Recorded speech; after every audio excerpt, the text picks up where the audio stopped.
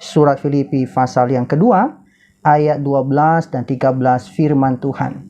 Hai saudara-saudaraku yang kekasih, kamu senantiasa taat, karena itu tetaplah kerjakan keselamatanmu dengan takut dan gentar, bukan saja seperti waktu aku masih hadir, tetapi terlebih pula sekarang waktu aku tidak hadir. Karena Allah lah yang mengerjakan di dalam kamu, baik kemauan maupun pekerjaan menurut kerelaannya. Demikian firman Tuhan.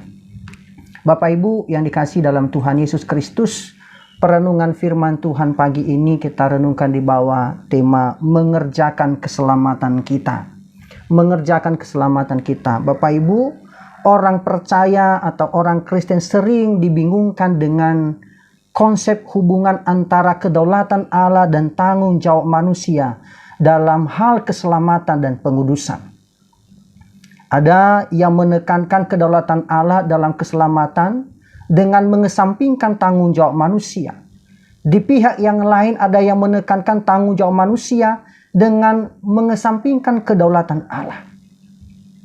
Tentu kita bertanya di manakah keseimbangan Alkitab di sini dalam menguraikannya, menjelaskan kepada kita. Alkitab mengajarkan kepada kita kedua-duanya. Bukan salah satu, tapi dua-dua. Baik keselamatan, kedaulatan Allah dan juga tanggung jawab manusia. Allah berdaulat secara mutlak, namun kita bertanggung jawab, baik dalam keselamatan maupun dalam pengudusan. Maka jika ada timbangan yang dimiringkan, itu adalah dari arah kedaulatan Allah yang mutlak. Bapak Ibu, mengapa? Karena dialah yang memulai, dialah yang menopang, dan dialah menyelesaikan seluruh rencananya. Maka kita memiliki tanggung jawab dalam prosesnya. Rasul Paulus mengemukakan kedua penekanan ini. Yang mengajarkan bahwa kita harus mengerjakan implikasi praktis dari keselamatan kita karena Tuhan sendiri bekerja di tengah-tengah kita. Bapak Ibu, kalau kita memahami teks yang kita renungkan, maka kalau kita memperhatikan ada beberapa fakta yang dikemukakan dalam bagian ini. Kalau kita melihat alur pemikiran ayat-ayat yang kita renungkan, ini memperkenalkan kesimpulan dari seruan persatuan yang dimulai pada ayat 1, pasal 1 ayat 27 dan berlanjut di pasal 2 ayat 18. Maka dimulai dengan kalimat di ayat 12 jadi dalam teks aslinya. Menunjukkan kesimpulan dari apa yang sudah didahului. Dan semua kata yang digunakan pada bagian ini adalah bentuk jamak. Jumlah yang tidak terbatas dalam pribadi, dalam personal, tapi dalam komunitas sebagai orang percaya. Bapak Ibu, Paulus tidak menyuruh orang Kristen secara individu untuk mengerjakan keselamatan pribadi mereka secara individu, seperti yang mungkin sering kita ajarkan atau kita dengarkan.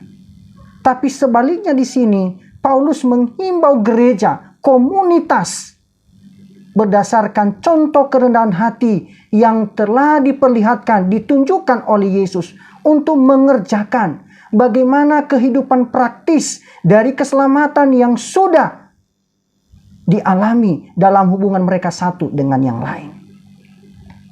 Bapak Ibu, Tuhan sendiri sedang bekerja di tengah-tengah gereja Tuhan. Maka mereka perlu mengesampingkan hak pribadi dan dengan rendah hati melayani satu dengan yang lain, mendahulukan orang lain di atas diri sendiri. Dan dengan melakukan itu, mereka sedang menonjol sebagai terang di tengah-tengah dunia yang gelap ini. Di ayat yang ke-15 pasal 2 ini.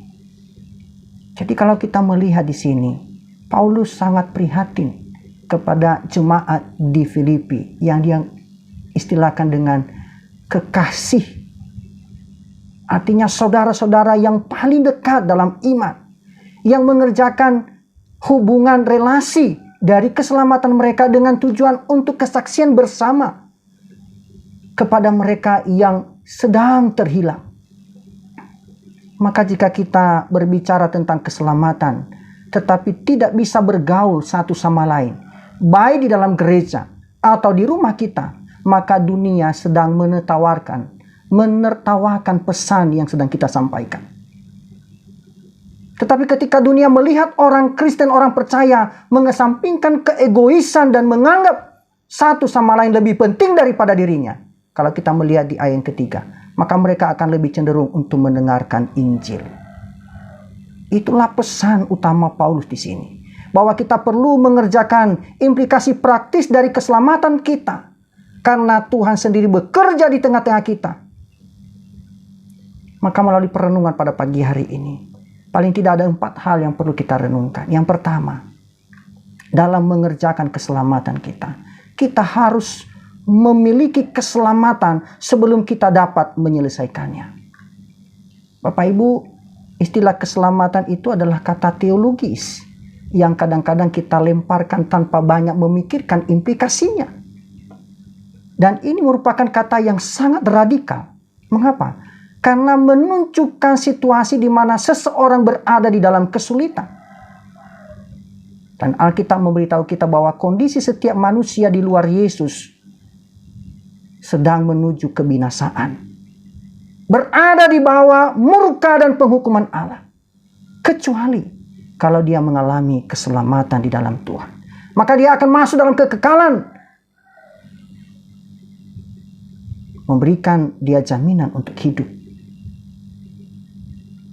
Bapak Ibu yang dikasihi dalam Tuhan Yesus Kristus, ketika kita melihat kondisi kita yang putus asa karena masalah terbesar kita adalah dosa, justru Allah lah yang mengerjakannya, dan dia mengerjakannya untuk kita.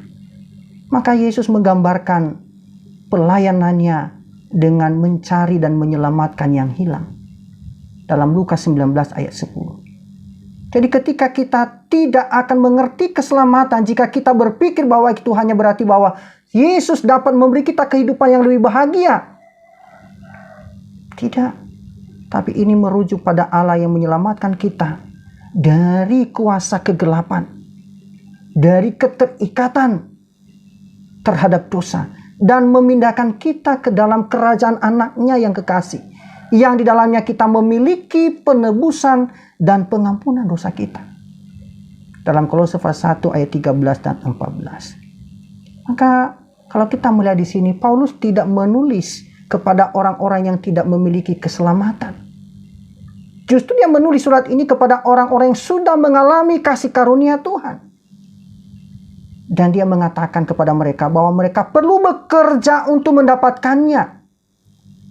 Dia menulis kepada orang-orang yang di dalamnya Allah telah memulai pekerjaan keselamatan yang begitu baik, begitu besar anugerahnya. Dalam pasal 1 ayat 6 Filipi.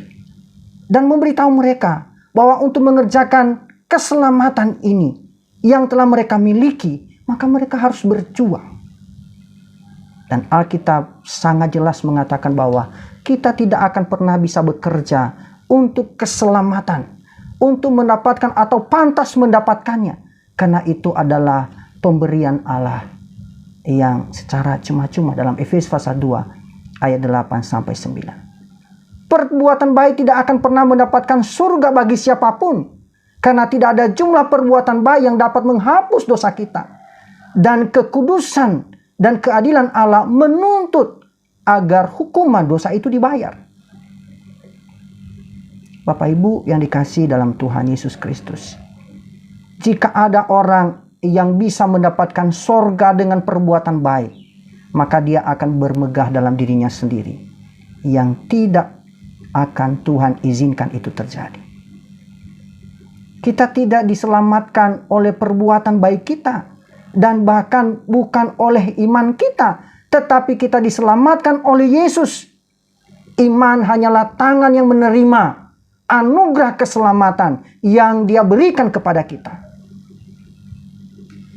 Bapak Ibu yang dikasihi dalam Tuhan Yesus Kristus, kalau kita melihat dunia beroperasi dalam sistem bahwa ketika kita berbuat banyak, maka kita akan menghasilkan yang lebih baik. Setiap agama di dunia, kecuali orang Kristen atau orang percaya, dibangun di atas sistem seperti itu. Jika kita cukup baik, maka kita akan mendapatkan keselamatan. Ini adalah penawaran di luar sana. Saudara, ketika telah bekerja keras untuk menjelaskan, bahkan mungkin kita berkoar-koar sampai berbusa-busa menjelaskan bahwa kita tidak diselamatkan oleh pekerjaan apapun yang kita lakukan. Tapi selalu menganggap bahwa itu hal yang konyol. Masa hanya dengan percaya kita bisa memperolehnya. Bapak Ibu yang dikasihi dalam Tuhan Yesus Kristus, sebagaimana Paulus menyebutkan di sini bahwa jemaat Filipi selalu taat. Tidak hanya ketika Paulus hadir, tetapi sekarang dalam ketidakhadirannya, dia yakin juga bahwa mereka akan mematuhi bukan hanya Paulus, tetapi juga Tuhan. Jika ketaatan mereka hanya untuk menyenangkan Paulus sebagai rasul, itu tidak akan menjadi bukti dari pekerjaan Tuhan yang sejati di dalam hati mereka. Tapi mereka yang benar-benar diselamatkan oleh Tuhan, ingin menyenangkan dan menaatinya dalam segala hal. Mengapa? Karena Tuhan tidak hanya melihat rupa kita, tapi Dia melihat kedalaman hati kita. Maka kita perlu belajar bagaimana menyenangkan Dia setiap hari. Dengan pikiran kita, perkataan kita, perbuatan kita. Begitu kita memiliki keselamatan, kita harus belajar untuk menahan ketegangan dua kebenaran yang tampaknya bertentangan dengan jelas yang ditegaskan oleh Alkitab. Bahwa keselamatan dari awal sampai akhir adalah pekerjaan Tuhan. Tetapi pada saat yang sama, keselamatan juga membutuhkan usaha yang tekun dari pihak kita. Bapak Ibu, keselamatan hal yang kedua, keselamatan dari awal sampai akhir itu adalah pekerjaan Tuhan. Maka alasan orang Filipi, jemaat Filipi perlu mengusahakan keselamatan mereka sendiri adalah karena Allah lah yang bekerja di antara mereka, baik kemauan maupun pekerjaan untuk menyenangkannya. Kalau kita melihat di sini sepertinya kedengarannya kontradiktif. Tetapi kalau kita melihat dengan baik, Alkitab menyatukan keduanya. Kita tidak diselamatkan karena kita memilih Tuhan, tetapi kita diselamatkan karena Tuhan berkehendak untuk menyelamatkan kita. Dia memulai pekerjaan baik dalam kita. Setiap orang yang menerima Dia, kepada mereka diberikannya hak untuk menjadi anak-anak Allah. Dalam Yohanes pasal 1 ayat 12. Bapak Ibu yang dikasihi dalam Tuhan Yesus Kristus, menjadi orang yang percaya kepada Tuhan bukan juga karena kehendak manusia, melainkan karena kehendak Allah. Bapak Ibu yang dikasihi dalam Tuhan Yesus Kristus, Yesus berkata, bukan kamu yang memilih aku, tetapi akulah yang memilih kamu dan menetapkan kamu supaya kamu pergi dan menghasilkan buah. Dalam Yohanes 15 ayat 16. Bapak Ibu, Tuhan tidak hanya menghendaki keselamatan kita, tapi Dia mengerjakannya.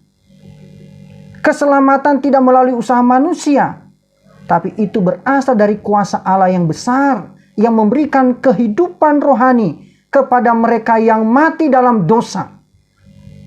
Dalam Efesus pasal 2 ayat 1 sampai 5, menghasilkan ciptaan baru. Dalam 2 Korintus pasal 5 ayat 17. Tidak hanya di awal, tetapi di seluruh proses kehidupan, Tuhan menjadi kekuatan kita dalam proses ini. Bapak Ibu yang dikasihi dalam Tuhan Yesus Kristus. Makanya Yesus berkata dalam Yohanes 15 ayat 5. Di luar aku, kamu tidak dapat berbuat apa-apa. Kita tidak dapat menjalani kehidupan kekristenan dengan kekuatan atau usaha kita sendiri. Tetapi harus berjalan setiap hari, setiap saat dalam kuasa pimpinan Roh Kudus yang berotoritas dalam diri kita, dalam hidup kita. Maka keselamatan dari awal sampai akhir itu adalah pekerjaan Allah di dalam hidup kita. Maka bagian yang ketiga, meskipun keselamatan adalah pekerjaan Tuhan, tetapi membutuhkan usaha yang tekun dari pihak kita. Ada tanggung jawab kita di dalamnya. Bapak Ibu, ini merupakan satu bukti bahwa kita percaya kepada Tuhan. Tanggung jawab kita adalah mengerjakan apa yang sudah Tuhan percayakan. Bapak Ibu yang dikasihi dalam Tuhan Yesus Kristus, kalau kita belajar dari firman Allah, maka kita akan melihat bagaimana Allah sedang menuntut kita untuk bertanggung jawab sepenuhnya atas apa yang Tuhan percayakan. Tentu begitu banyak persoalan atau begitu banyak alasan untuk kita tidak mau mengerjakannya dari pihak kita. Tetapi dari pihak Allah hanya satu alasan.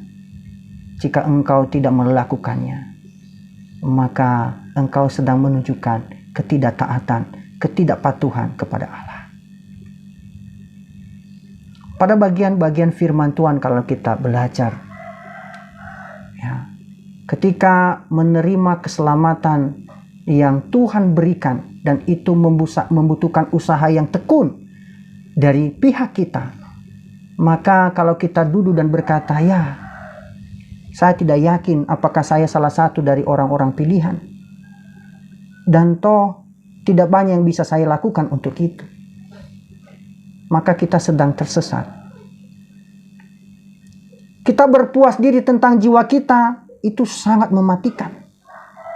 Maka kita harus memiliki perhatian yang sangat mendasar di sini.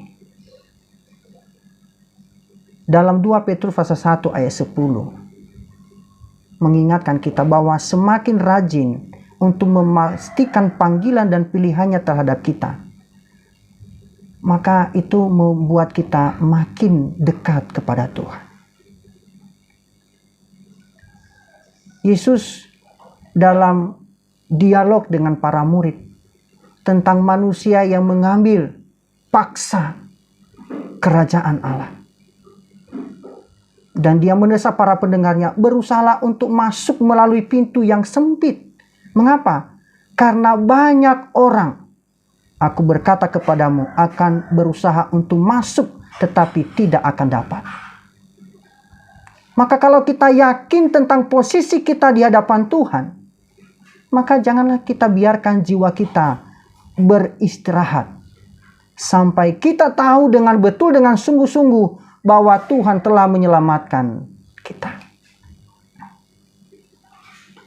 Dalam Perjanjian Lama ada konsep ini. Dalam Kisah Perjanjian Lama ada 6 kota yang ditetapkan sebagai kota perlindungan, di mana seorang pria yang secara tidak sengaja membunuh orang lain, maka dapat melarikan diri, sehingga kerabat orang yang meninggal itu tidak dapat membalas kematiannya. Jika kita bersalah atas tindakan seperti itu, maka kita tidak akan duduk diam dan berharap pembalas tidak akan menangkap kita. Kita tidak akan puas dengan mengangkat bahu dan berkata, saya tidak bisa berbuat apa-apa untuk menyelamatkan diri. Tentu yang kita lakukan adalah kita akan melarikan diri ke kota perlindungan terdekat. Ada 6 kota. Dengan mengetahui bahwa jika kita tidak berhasil masuk dalam kota pintu gerbang perlindungan, maka kita akan terbunuh. Pembalas dendam sedang dalam pengejaran dan kita mengalami kelelahan.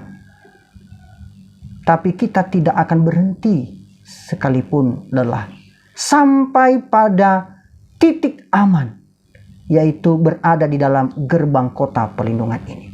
Ini adalah gambaran bagaimana keselamatan kita peroleh di dalam Allah. Kota-kota itu adalah gambaran keselamatan di dalam Yesus, tempat perlindungan kita. Murka Tuhan pasti akan menimpa kita atas kejahatan kita. Jika kita mati di luar Kristus, maka kita harus membayar dengan nyawa kita. Tapi Tuhan telah menyediakan tempat perlindungan. Jadi ada hal yang sangat urgent di sini. Jika kita belum melakukannya, bagi kita untuk melarikan diri kepada Kristus, yang adalah satu-satunya tempat perlindungan terhadap membentengi kita, menyelamatkan kita dari dosa.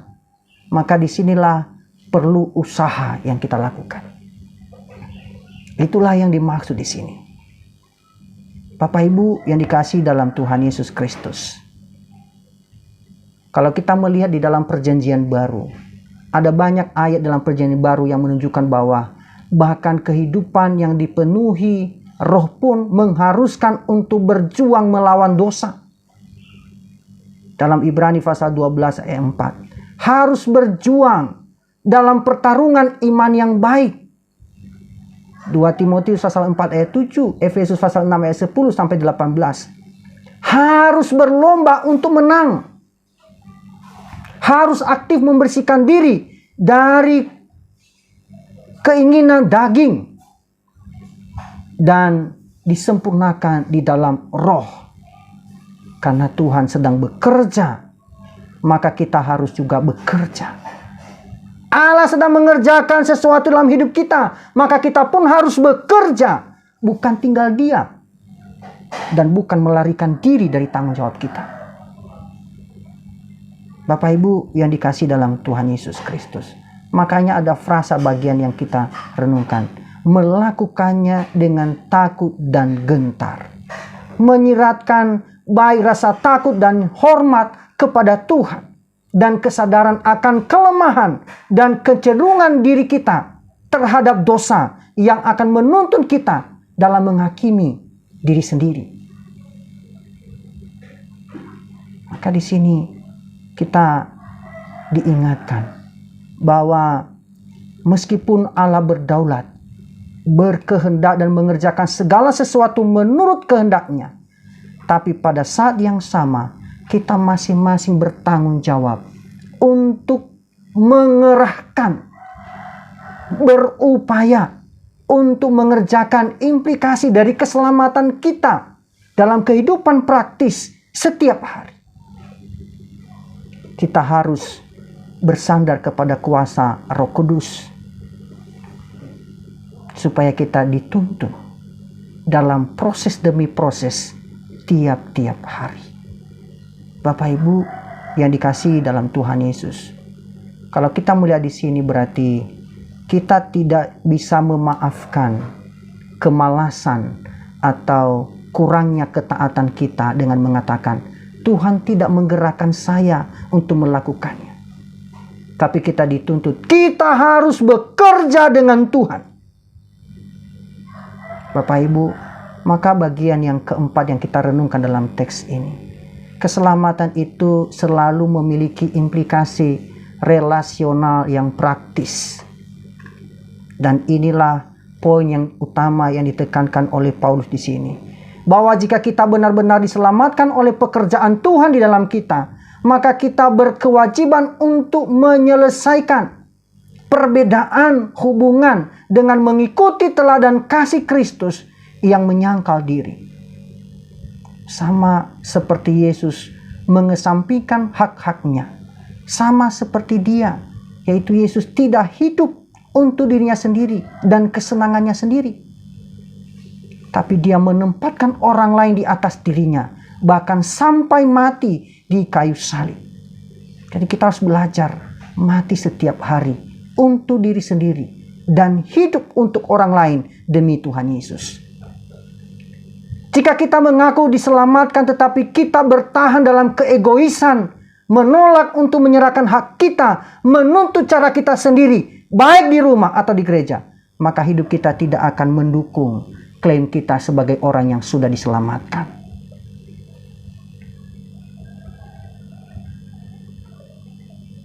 Bapak Ibu, kita terkadang selalu menekankan aspek individual dari keselamatan dan tidak cukup menekankan pada sisi korporatnya. Tentu saja, keselamatan sangat individual. Jika kita tidak ditolong satu persatu, maka kita tidak akan mampu. Tetapi diselamatkan secara individual karena kebutuhan itu mempengaruhi cara kita berhubungan dengan orang lain. Kalau kita melihat di ayat 12 dan ayat 13, di awal saya katakan itu berbicara dalam jumlah banyak, bukan dalam jumlah personal, tapi dalam bentuk jamak.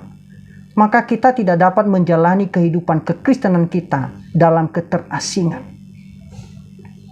Kita harus mengusahakan keselamatan pribadi dalam hubungan kita dengan orang lain, baik di keluarga kita maupun dalam gereja, dan itu berhasil. Itu adalah proses seumur hidup, dan itu tidak secara otomatis terjadi. Tetapi ketika kita mengatasi masalah atau perbedaan yang seperti itu, maka kita belajar lebih banyak tentang Kristus. Tentu kita harus bertumbuh di dalam kerendahan hati dan juga di dalam pelayanan. Bapak Ibu, alasan kita mengusahakan keselamatan kita, mengerjakan keselamatan kita dalam hubungan yang baik, bukan terutama agar kita bahagia, melainkan karena perkenanan Tuhan, yaitu untuk menyenangkan Tuhan. Yang kesenangannya adalah umatnya yang saling mengasihi. Saat kita mengusahakan keselamatan kita dalam hubungan yang penuh kasih, maka orang-orang yang terhilang akan melihat perbedaan yang Tuhan buat di dalam kehidupan kita sehari-hari. Dan dengan demikian mereka akan tertarik dengan Tuhan yang sedang bekerja dalam hidup kita. Bapak Ibu yang dikasihi dalam Tuhan Yesus Kristus, kita mengingat ada dua tokoh teolog terbesar di abad 18, John Wesley dan George Whitefield. Mereka dipakai oleh Tuhan secara luar biasa, membawa ribuan orang kepada iman di dalam Kristus. Dan keduanya adalah teman yang sangat baik, meskipun ada perbedaan dalam berteologi. Yang satu menekankan tentang kedaulatan Tuhan, dan yang satu menekankan tanggung jawab manusia dalam keselamatan. John Wesley menekankan tanggung jawab manusia sedemikian rupa sehingga dia tidak yakin akan keselamatan sendiri. Di ranjang kematiannya setelah kehidupan berkhotbah tentang Injil. Tapi Whitefield di sisi yang lain adalah orang yang sangat percaya pada kedaulatan Tuhan dalam keselamatan. Tapi ketika dalam dialog ada yang berbicara, berdiskusi, menanyakan kepada Whitefield sebagai sahabat daripada John Wesley. Mereka bertanya kepada, apakah dia berpikir dia akan melihat John Wesley di surga? Whitefield menjawab, tidak. Dan mereka meneruskan pertanyaan itu. Apakah maksudnya? Apakah Anda tidak percaya bahwa John Wesley telah bertobat dan dengan demikian tidak akan berada di surga?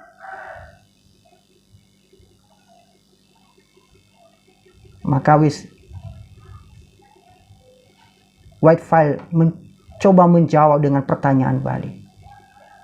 Anda bertanya apakah saya akan melihat John Wesley di surga?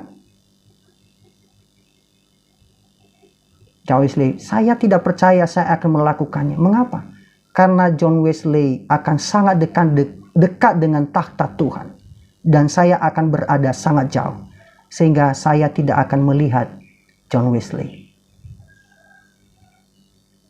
Saudara, George Whitefield menerapkan apa yang Paulus ajarkan di sini.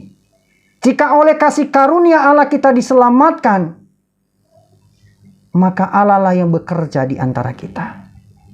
Baik kemauan maupun pekerjaan untuk perkenanannya, maka kita harus rajin. Kita harus tekun mengerjakan apa yang menjadi bagian yang Tuhan inginkan kita lakukan. Maka pertanyaan untuk kita renungkan. Bagaimana hubungan kita di dalam rumah, dalam gereja, dengan orang percaya yang lain. Jika Tuhan telah menyelamatkan kita, maka kita harus mengikuti teladan Tuhan Yesus Kristus yang mengesampingkan hak-haknya dan pergi ke kayu salib demi kita. Maka marilah kita mengerjakan keselamatan kita dengan mati terhadap diri sendiri dan mengasihi orang lain demi Tuhan Yesus.